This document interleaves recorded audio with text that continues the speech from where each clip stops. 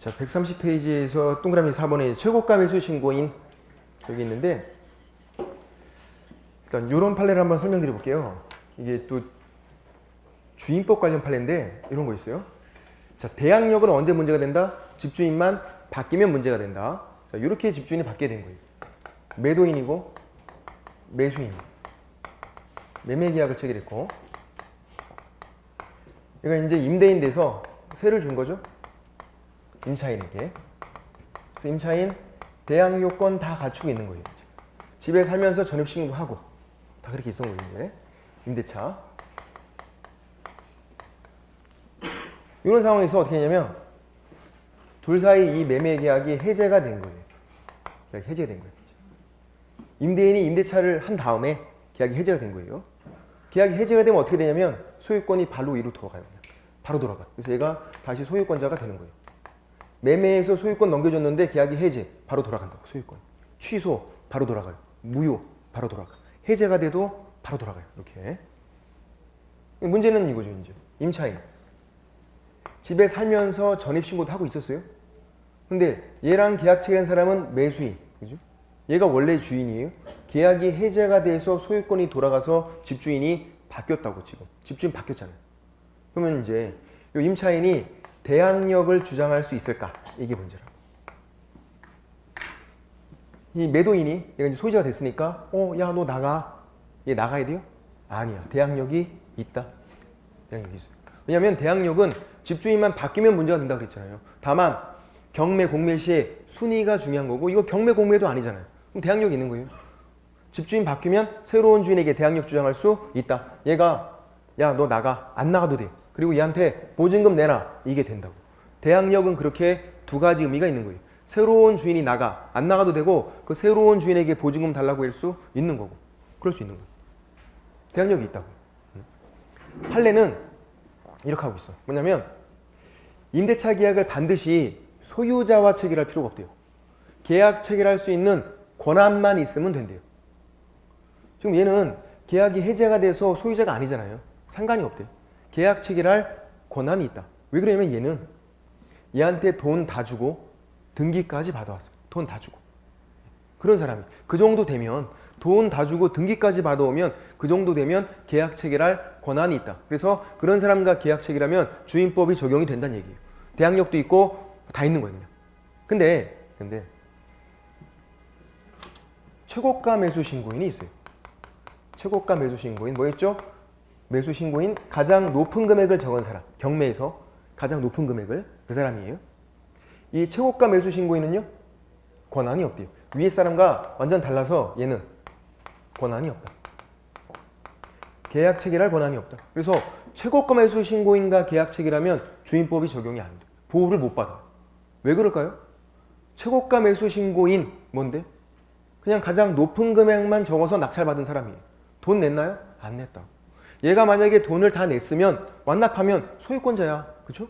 그럼 당연히 계약 체결할 수 있는 권한이 있는 거고 돈 완납했으면 소유권자가 된 거니까. 근데 얘는 돈 10원 한 장도 안 냈다고 지금. 낙찰만 받은 그 상태라고. 위에 사람은 돈 다 줬다고요. 위에 사람은 돈 다 주고 등기까지 받아왔고 얘는 돈 10원 한 장 안 냈고. 완전 다르다는 거죠. 그래서 결론은 주인법 적용되려면 반드시 소유권자와 계약을 체결한다. X. 그럴 필요 없다. 다만 계약 체결할 권한이 있으면 된다. 매매 계약이 해제됐을 때 매수인 이런 사람은 계약 체결할 권한이 있대요. 왜냐하면 돈 다 주고 등기까지 받아온 그런 상태니까. 근데 경매에서 최고가 매수 신고인은 그런 권한이 없다.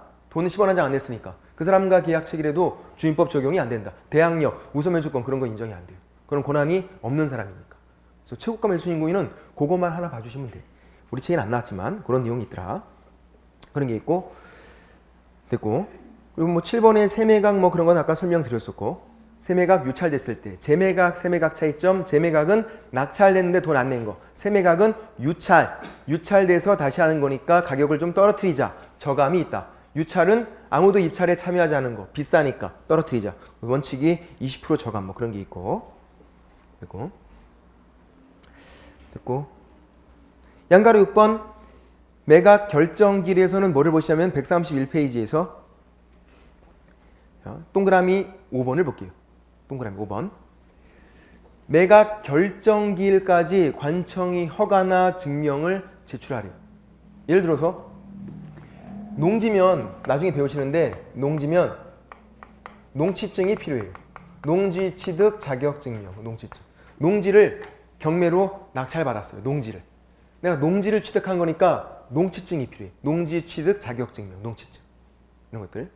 이 농취증을 언제 갖다 낼 건지, 관청이 증명, 허가를 필요로 하는 걸 언제 내는 거냐면 1번, 경매에 참여할 때, 매수 신고 시 경매에 참여할 때 농취증을 낸다. X. 2번, 답은 2번. 매각 결정기일까지 내려요. 매각 결정기일까지 농취증을 내면 허가 결정 떨어지는 거예요. 만약에 매각 결정기까지 농지인데 농취증을 안 냈다. 그럼 불허가 떨어져요. 그래서 매각 결정기일까지 관청이 증명, 허가를 필요로 하면 그때까지 내라. 매각 결정기까지.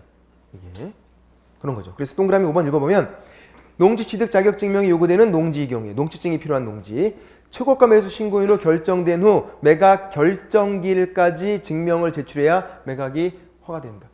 매각 결정기일까지 내야만 허가 결정 떨어지는 거예요. 그때까지 못 내면 불허가. 매수 신고 시 X, 입찰 시 X, 경매 참여할 때 내는 게 아니라고. 매각 결정기일까지 갖다 내야 된다. 그렇게요. 양가로 7번의 매각이 확정에서는 아까 동그라미 2번, 동그라미 2번. 매각 허가 결정에 대한 항고는 매각 대금이 10분의 1. 10분의 1. 그래서 매수 신청 보증금인지 항고 보증금인지. 양가로 7번의 동그라미 2번에서는 항고가 키워드예요. 항고. 불복하는 거다. 나는 이 경매 반대일세. 불복할 때는 매각 대금이 10분의 1. 경매가 끝났기 때문에 그렇게 하는 거고. 그것만 보시면 되고. 양가로 8번 매각 대금이 납부에서는 동그라미 1번 1월 안이 기한을 잡아준다. 매각 허가 결정 떨어지면 대금 지급 기한을 잡아준다고요. 기한. 기1이 아니라 기한. 1월 안이 기한. 1월 안이 날로 대금 지급 기한을 정하고 기1 X. 언제 몇 월 며칠에 돈을 꼭 내. 기1 X. 기한을 잡아주겠다. 1월 안이 기한. 매각기일, 매각 결정기일. 매각 결정기일은 매각기일부터 일주일 이내. 그리고 대금 지급 기한은 1월 안이 기한으로 잡아준다. 돈 내는 기한은. 그래서 돈만 완납하면 바로 소유권 취득해서 동그라미 3번 매수인은 매각 대금을 다 낸 때 완납한 때 권리를 취득한다. 등기 없어도 되고 그 기한 안 지나도 상관이 없고 완납하면 소유권 취득하고. 됐고. 동그라미 5번을 보시면 매수인이 대금 지급 기한까지 의무를 완전히 이행하지 않았고 차순위 매수 신고인도 없다. 그러면 돈을 안 냈으니까 다시 하는 거 재매각. 옆에 적어놔야 있네. 저감 없다. 값을 떨어뜨리지 않는다. 낙찰됐는데 돈을 안 낸 거잖아요. 그래서 저감시키지 않는다고. 20% 저감 그런 거 없다고요. 그렇게 봐야 되고. 그래서 그게 동그라미 6번이에요. 재매각은 종전에 정한 최저 매각 가격 그 밖의 조건을 그대로 적용하래요. 전에 정했던 최저 매각 가격 그대로 쓰겠다. 저감시키지 않고. 왜냐하면 낙찰됐는데 돈을 안 낸 것뿐이니까. 뭐 그렇게 보시면 되고. 그리고 등기받고 물건 등기받고 또 물건 받고 하는 건데 순서는 매각대금 납부하면 이 돈을 나눠주는 게 배당이에요. 그리고 등기받고 물건 받고 그렇게 끝나는 건데 넘겨보시면 10번의 인도에서 동그라미 1번 인도 명령이죠. 아까 6개월 6월이 기준이었어요. 매각대금 완납하고 6개월 이내면 인도 명령. 간단한데 6개월 지나면 소송을 해야 된다. 명도 소송을. 그래서 6개월이 기준이다. 인도 명령과 명도 소송이 기준점이 6개월이다. 6개월 이내에 받아라. 완납하고 6개월 이내 인도 명령으로. 2번 권리 분석을 해볼게요. 2번이 별표고 사실 권리 분석만 잘 보시면 돼. 나중에도 좀 해보면 이렇게 되죠. 예를 들어서 이제 말소 기준 권리라는 게 나와요. 말소 기준 권리. 뭐 등기라고 부르기도 해요. 이게 뭐냐면 저당 아니면 근저당, 압류 아니면 가압류, 그리고 담보가등기가 있어요. 얘네들 중에서 맨 꼭대기 있는 놈, 그게 말소 기준 권리가 돼요. 가장 선순위에 있는 게 저당, 근저당, 압류, 가압류, 담보가등기, 원칙, 무조건 소멸. 얘네들은 저당, 근저당, 무조건 소멸, 압류, 가압류, 무조건 소멸, 담보가등기, 무조건 소멸. 얘네들 공통점이 있는데 뭘까요? 공통점 뭐냐면 돈 받는 게 목적이에요. 저당, 근저당 왜 설정해 놓은 거예요? 돈 받으려고. 왜 압류, 가압류 한 거예요? 돈 받으려고. 담보가 든 게 돈 받으려고. 다 돈 받는 게 목적이에요. 그러면 경매시에 무조건 소멸이. 그 부동산 사용 수익이 목적이 아닌 것들은 경매시에 무조건 소멸이. 그 중에서 맨 꼭대기 있다. 그럼 말소 기준 권리가 되고 이런 게 없으면요. 경매 개시 결정 등기가 말소 기준 권리가 돼요. 근데 보통 이런 거 한 가지가 있어. 경매가 되면. 자, 이제 이런 경우에요. 전세권 선순위로 있어요. 후순위로 저당권이 됐고 그다음 지상권 그냥 해보는 거예요. 나중에 뭐 민법 배우고 하면 그렇게 어렵진 않아요. 지금 어렵지만. 그다음 가압류 5번 근저당. 자, 5번 근저당권자가 경매를 신청했어요. 5번 얘가 무슨 경매? 임의 경매. 저당, 근저당 담보물권이잖아요. 저당, 근저당 어떤 차이가 있다고 그랬죠? 저당 1억 빌려주고 담보로 잡으면 저당, 1억이 채권 최고 한도에서 채무액이 증감 변동하면 근저당. 다 근저당을 설정해 놓는다고. 왜냐면 채권 최고액을 설정해놔요. 왜 그러냐면 연체되면 이자가 붙잖아요. 이자 때문에 좀 높게. 다 근저당. 얘가 경매 신청했어요. 임의 경매다. 얘는 돈 안 갚으면 바로 그냥 경매 신청하면 된다고요. 그렇게요. 5번 같은 얘가 경매 신청했을 때 나중에 배우시지만 경매를 안 받아줄 수도 있어요. 경매를. 그걸 뭐라고 부르냐면 진짜 어려운 말로 잉여주의다 이렇게 불러요. 잉여주의. 잉여가 뭘까요? 잉어 말고 잉여. 잘 봐야지. 잉여는 남는 거. 잉여 인간 그러면 남는 인간이잖아. 욕하는 거잖아. 남는 거예요. 위에서 다 땡겨가고 이게 경매가 되면 받을 때 순서대로 받는 거예요. 그냥 이렇게. 순서대로 받고 남는 찌끄레기를 받는 거예요. 남는 게 있어서 경매 신청한 사람도 받을 게 있어야 돼요. 그래야 경매 신청을 받아줘요. 이렇게 순위가 뒤로 밀려 있으면 얘는 경매 시에 거의 받을 게 없을 수도 있어요. 위에서 다 땡겨가니까. 그런 걸 어려운 말로 흡수주의 또 이렇게 불러. 경매에서. 흡수주의. 자기 채권을 만족할 때까지 다 그냥 쪽쪽쪽쪽쪽쪽 빨아먹으라고. 흡수한 다음에 남은 찌끄레기 넘겨줘요. 얘가 받고 남은 찌끄레기 넘기고 찌끄레기 넘기고 그럼 얘는 찌끄레기가 없을 수 있잖아요. 잉여가. 그럼 경매 신청 안 받아준다고. 경매 신청한 사람이 받을 것도 없는데 뭘 경매를 하고 있어. 경매 안 받아줘. 근데 만약에 받아줬다고 치면 5번 얘가 경매 신청했으니까 얘가 말소 기준 권리예요? 5번이? 아니라고. 누가 경매를 신청했나는 중요하지 않아요. 얘가 중요하지. 가장 선순위에 있는 2번. 얘는 전세권은 이게 아니잖아요. 지금 전세권은 용익 물건이잖아요. 일단 용익 물건. 그 집을 사용 수익하는 거잖아요. 응? 얘가 말소 기준 권리가 되죠. 가장 꼭대기 있으니까. 그럼 이런 말소 기준 권리는 어떻게 되냐면 죽어요. 경매 시에 무조건 소멸이에요. 경매 시에 모든 저당권은 소멸한다. 맞아요. 굉장히 귀에 거슬려도. 저당권은 무조건 소멸이야. 얘가 죽으면서 밑으로 다 죽여버리는 거예요. 저당권 밑으로는 그냥 다 죽어요. 그래서 이거 자폭한다는 거죠. 자폭. 자기도 죽고 아래도 다 죽여버려요. 이렇게 싹 다. 말소 기준 권리는. 얘는요. 선순위에 있으니까 인수가 돼요. 그럼 이제 인수가 되는 건 안 좋다 그랬어요. 낙찰자 입장에서는 이거 위에 있으면 내가 또 하는 거예요. 전세권을 내가 또 하나요. 전세 보증금 낙찰자가 갚아야 돼요. 또 하나서. 밑으로는 다 소멸. 신경 안 써도 돼. 저당권 밑으로는 신경 안 써도 되고 위에 있는 것들은 내가 또 하나야 돼. 그럼 이제 지상권 용익 물건이죠. 이것도. 근데 밑에 있으니까 그냥 소멸이잖아요. 그냥 소멸. 어차피 얘네들은 무조건 소멸이고. 만약에 지상권이 위에 있대요. 인수예요. 전세권이 밑에 있대요. 소멸이에요. 그러니까 용익 물건은 선, 후를 따져야 돼요. 용익 물건은.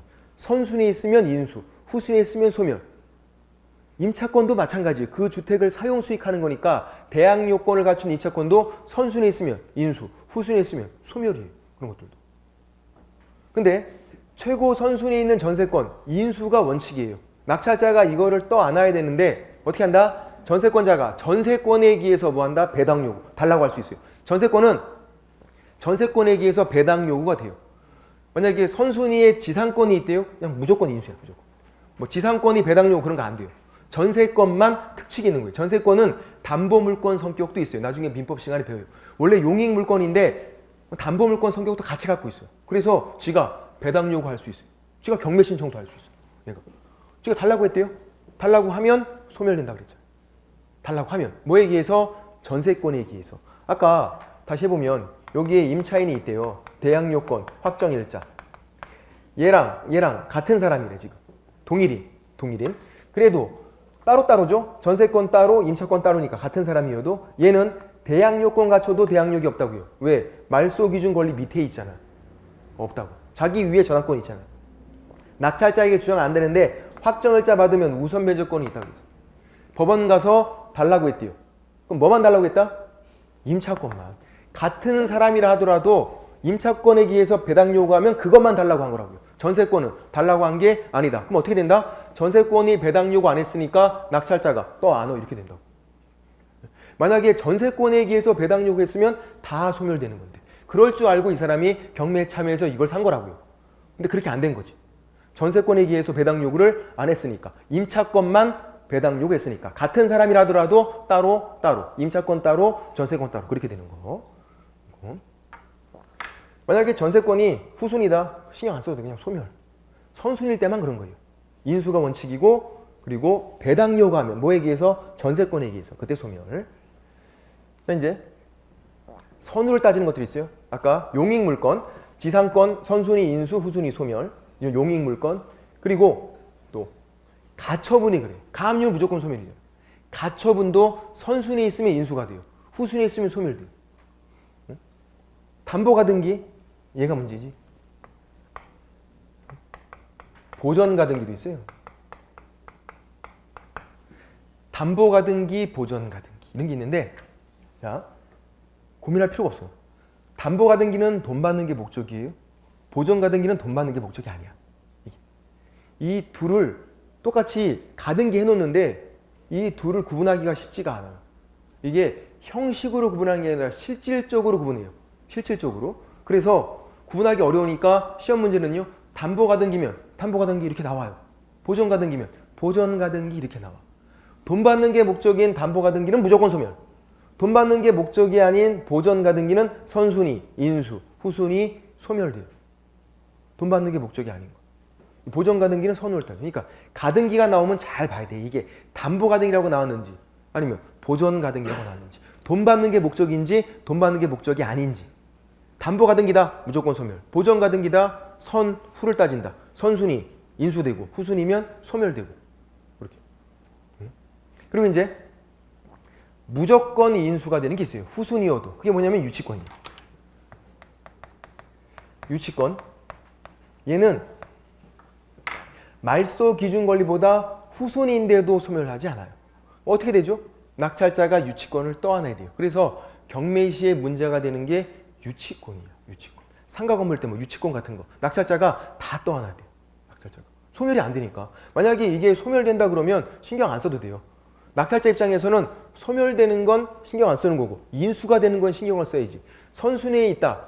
전세권. 얘가 배당 요구 안 하면 인수가 되니까 안 좋은 거고 유치권은 아니 무조건 인수가 되니까 선순위건 후순위건 무조건 인수가 되니까 유치권은 짜증나는 거지 이게. 그럼 이제 낙찰자가 이 유치권으로 담보되는 채권을 변제를 해야 돼요. 이게 무조건 인수가 되니까 돈을 줘야 한다고. 돈을. 근데 유치권자가 이런 판례가 있어요. 유치권자가 인수가 됐으니까 낙찰자에게 야 이거 너 인수가 된 거야. 그러니까 너 돈 내놔.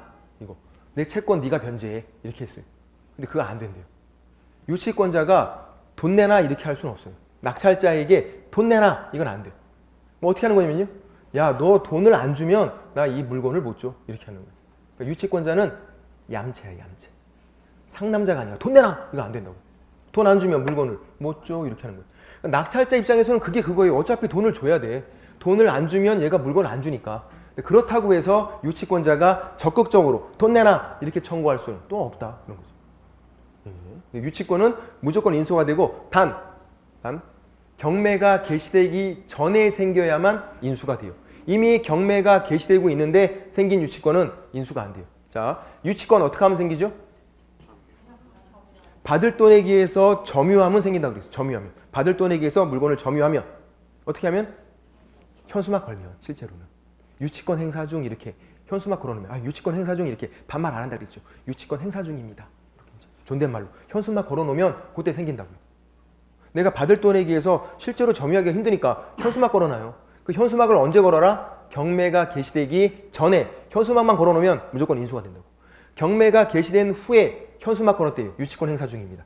떼야 돼. 인수가 안 되니까. 그래서 유치권은 무조건 인수가 되지만 경매가 개시되기 전에 생긴 유치권만, 그때 현수막 걸어놓은 것만 인수가 된다. 그런 거죠. 그리고 132페이지에서 2번 권리 분석을 볼게요. 동그라미 1번. 매각 부동산 위의 모든 저당권은 매각으로 소멸한다. 모든이 키워드예요. 시험에 2번이나 나왔어. 정답으로. 왜 그럴까요? 사람들이 되게 부담스러워해. 설마 모든 저당권이 소멸할까? 이런 생각이 들잖아. 그렇다고요. 저당권은 그냥 무조건 소멸. 모든 근저당 소멸. 담보가등기도 그냥 무조건 소멸. 가압류, 압류 무조건 소멸 그냥. 돈 받는 게 목적이니까. 모든 저당권은 소멸되고 그 중에서 맨 꼭대기 있는 놈이 말소기준 권리까지도 된다. 그런 거죠. 동그라미 2번. 지상권, 지역권, 전세권, 등기된 임차권, 용익물권 그리고 등기된 임차권 얘네들은 돈 받는 게 목적이에요? 아니죠. 사용수익이 목적이라고. 그러면 저당, 압류, 가압류에 대해서 대항할 수 없는 경우에는 매각으로 소멸한다. 대항할 수 없다는 게 후순이란 얘기예요. 경매에서 대항할 수 없다. 그럼 후순이란 얘기야. 대항할 수 있다. 선순이란 얘기예요. 그래서 저당, 압류, 가압류 이거 뭐죠? 말소 기준 권리. 말소 기준 권리에 대항할 수가 없다. 소멸. 소멸. 선순이면 인수. 그렇게 되는 거죠. 이렇게 나와요. 어떻게 나오냐면, 자, 순서를 잘 짜야 돼. 경매를 신청한 저당권보다 저당권에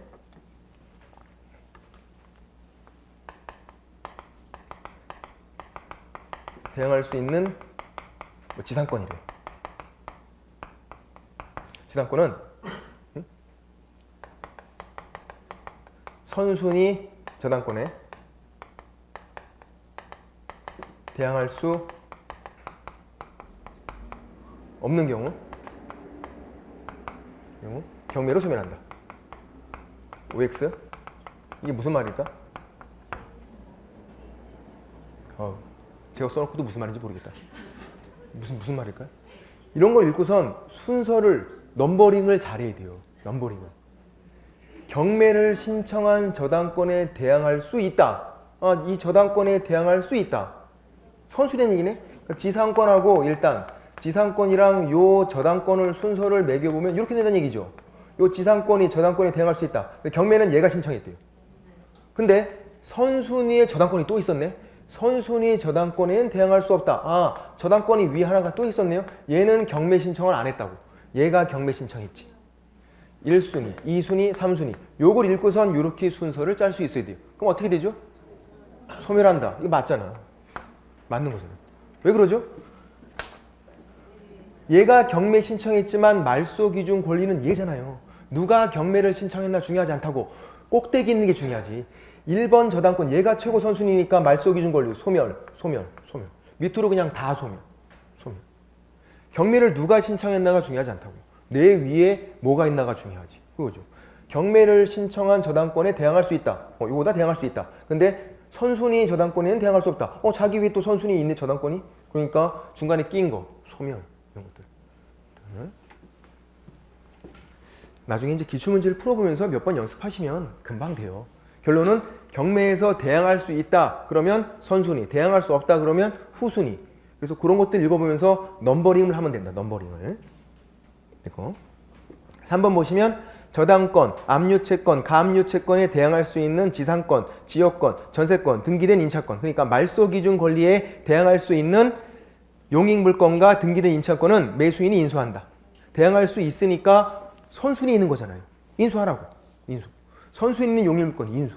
다만 전세권만 특칙이 있다고요. 전세권 어떻게 한다? 전세권의 경우에 전세권자가 배당 요구하면 소멸. 선순위 저당권 인수가 원칙. 전세권에 기해서 배당 요구하면 소멸. 뭐에 기해서? 전세권에 기해서 배당 요구하면 소멸. 그렇게 들어가죠.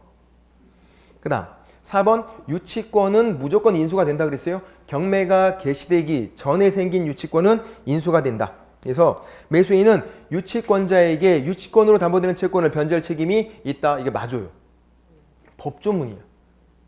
그러니까 유치권이 무조건 인수가 된다는 얘기예요. 그래서 매수인, 낙찰자는 유치권자에게 변제를 해야 돼요. 그렇다고 해서 어떻게 한다? 유치권자가 매수인 낙찰자에게 돈 내놔 이렇게 적극적으로 변제를 청구할 수 있는 것 아니다. 돈 안 주면 물건을 못 준다. 인도를 거절할 수 있는 거다. 예. 뭐 그렇게 했던 거고 여기까지고. 나중에 뭐 기출 문제를 풀어보면 되는 거고요. 그렇게 하면 되고. 그럼 좀 수업이 좀 일찍 끝나게 되네요. 예. 오늘 끝내서 좀 정리 좀 해볼까요? 어떤 걸 좀 정리해 보냐면 주임법, 경매, 공매 그리고 나중에 이제 매수 신청 대리인 등록은 크게 신경 안 써도 돼. 왜냐면 기출 문제만 풀어보시면 되니까. 근데 주임법은 기출 문제만 풀어봐서 되는 것도 아니에요. 상임법은 또 의외로 쉬울 수 있어요. 왜냐면 주임법과 차이점만 또 비교하면 되니까. 그러니까 이제 나중에도 주임법이 문제죠. 민법 시간에도 문제고 중개실무에도 문제고 부담스럽다고. 양은 많은데 문제는 한 문제밖에 안 나오니까 또 이것들이. 근데 중요한 법이라 그랬잖아요. 그래서 대항력 그리고 우선 면제권, 최우선 면제권 일단 그 세 가지를 잘 나누고 있는 게 핵심이다. 요건들을 따로따로 잘 알고 있어야 돼요. 대항력 언제 문제가 되는 거다? 집주인 바뀌면. 집주인이 매매로 바뀌건 경매로 바뀌건 아까 매매 계약이 해제가 돼서 집주인 바뀌건 집주인만 바뀌면 문제가 되는 건 대항력이에요. 대항력.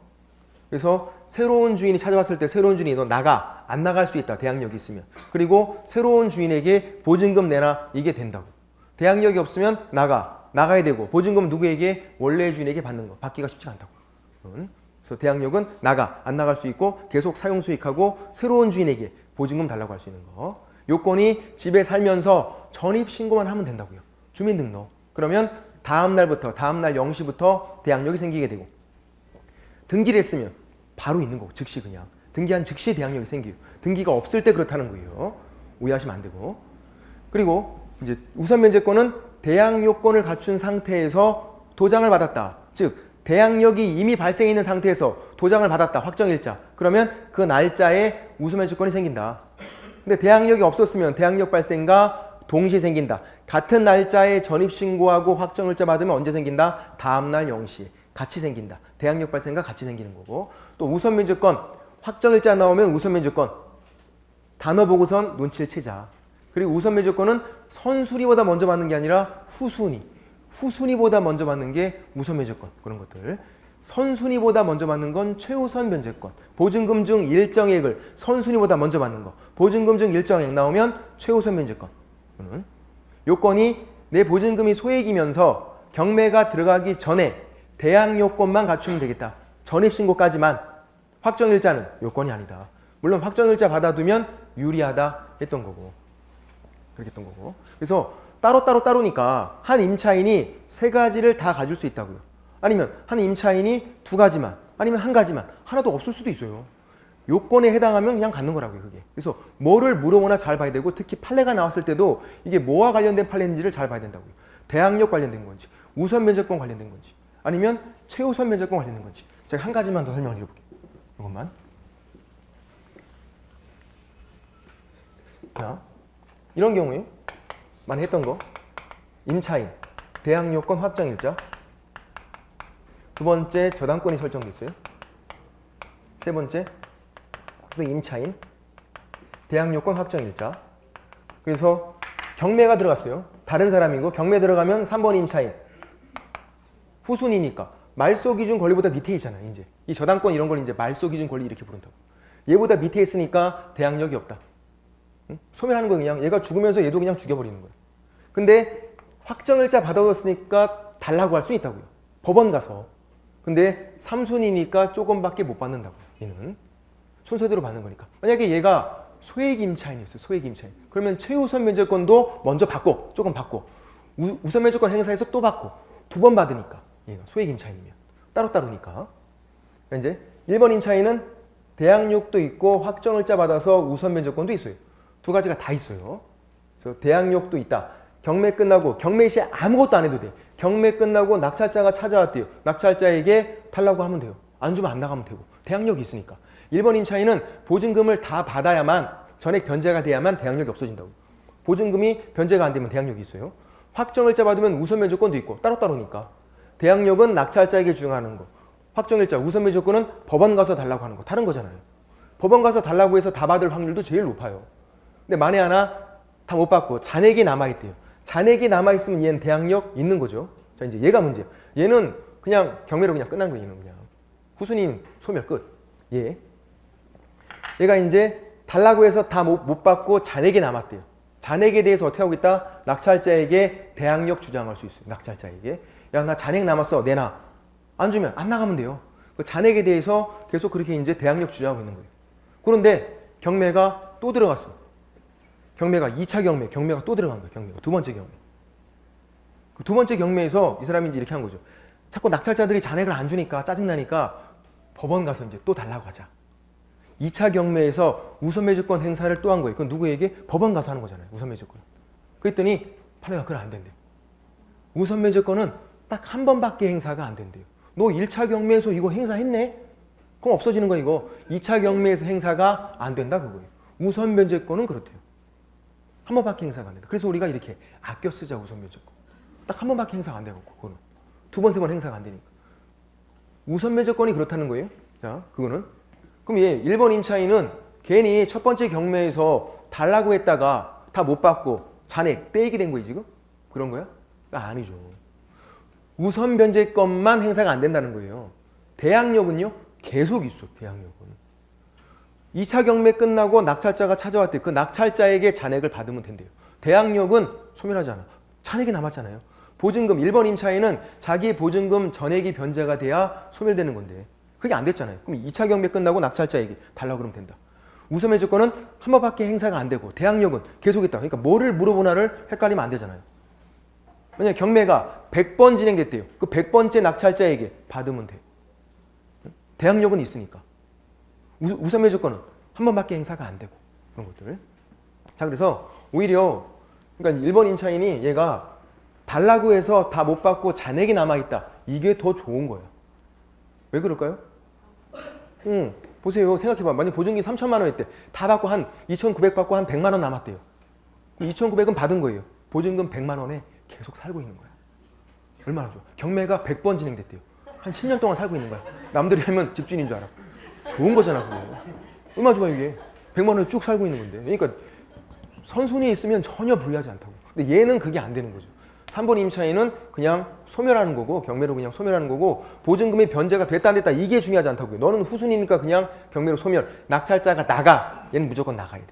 그래도 뭐는 있다? 우선 면제권은 있다. 그러니까 또 뭐를 물어오나 잘 봐야죠. 3번 임차인 경매 시에 우선 면제권이 없다. X. 그건 있다고. 세 번째로 받는 우선 면제권은 뭐가 없다? 대항력이 없는 거지. 그래서 뭐를 물어보나를 잘 보는 게 핵심이에요. 그게 그런 것만. 그래서 나중에도 대항력, 우수면제권, 최우수면제권 그 세 가지만 잘 보시면 그래도 웬만큼은 되니까 그렇게 보시면 되고 됐네요. 여기까지만 좀 하고요. 다음 주부터는 이제 이게 아니라 이거 읽으면 안 됩니다. 이제 기본소로 수업이 진행이 되죠. 다음 주부터는 벌써 시간이 금방 갑니다. 1월 달부터는요 더 금방 가게 돼요. 금방 가. 진짜 금방 있으면 제가 반팔 입고 있다니까. 시간이 금방 가서. 그래도 걱정할 거 없다. 수업만 계속 꾸준히 잘 듣고 있으면 걱정하실 거 없어요. 반은 된 거예요, 이제. 반은. 5분 능선은 넘은 거예요. 수업만 꾸준히 듣고 있으면. 그다음에 이제 7분 능선은 이제 마지막까지 최선을 다하는 거지. 그리고 이제 30%는 약간 운이 또 필요해요, 시험이. 아무리 공부를 열심히 해도 그게 또 안 되는 경우도 있거든요. 뭐냐면 모의고사 같은 거 안 보시고 해서 마킹 같은 거 실수하시고 하시는 거. 제가 늘 늘 말씀드리잖아요. 공부가 끝나는 게 이거 내용 다 알고 있다고 해서 공부가 끝나는 게 아니라. 그거는 다 할 수 있어요. 공부 심지어 막 10년 동안 공부하신 분도 있어요. 제가 올해 10년 만에 노량진에 다시 가서 수업을 했는데 아직까 10년 전에 수업 듣는 분이 있어. 10년 동안. 네. 공부가 직업이야 이제. 깜짝 놀랐어요. 저도. 그러니까 그분이 물론 이제 계속 공부를 하시는 게 아니라 한 번 붙고 안 되시고 한 바퀴 돌면 2차만 하시다가 안 되시면 그러면 이제 금방 시간이 흘러가거든요. 금방 뭐 3년, 4년 돼. 그래서 10년이 된 거지. 몇 번 1차를 붙어서. 이제 그런 분들은 내용은 잘 알고 계세요. 모르는 게 없어. 저보다 더 많이 하시는데 뭐 바뀐 거 다 아는데 뭐. 근데 뭐가 문제냐면 이제 마킹 같은 게 잘 안 되는. 그걸 연습을 하셔야 되는데 모의고사 안 보시는 거예요. 모의고사 봐서 시간 내 풀고 그런 걸 연습하셔야 되는데 그게 안 된다고. 그런 것 때문에 의외로 많이 안 되신다고요. 내용 몰라서 안 되는 것도 많이 계시지만 정상적으로 학원 다니고 수업 듣고 1년 동안 공부하시면 붙을 만큼은 시험에 합격하실 그만큼은 공부가 돼 있는데 나머지는 여러분이 이제 마킹 연습 그런 게 이제 중요하다고. 그래서 끝까지 달마다 보는 모의고사도 보시고 그렇게 하셔야 된다고. 그게 제일 중요해. 다른 거 진짜 필요 없고. 막판에도 그렇고요. 그렇게. 그리고 시험 보기 전날에도 공부를 하셔야 되는 거예요.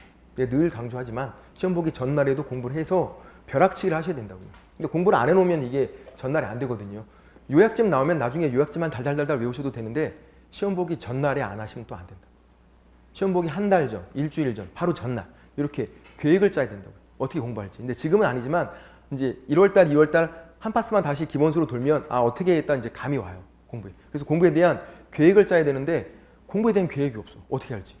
2차 과목은 중개사법을 어떻게 해서 점수 보태고 이런 계획이 없다고. 그냥 남들 하는 대로 그냥 왔다 갔다. 영어는 없어요. 그냥 몸만 왔다 갔다 하고 있는 거예요. 그럼 안 된다고. 이게 됐습니다. 어차피 여러분은 뭐 잘하고 계시니까요. 감이 좋아. 제가 보기엔 잘하실 것 같아. 됐습니다. 저 오늘 수고 많으셨고요. 새해 복 많이 받으시고 다음 새해에 뵙겠습니다. 수고하셨습니다.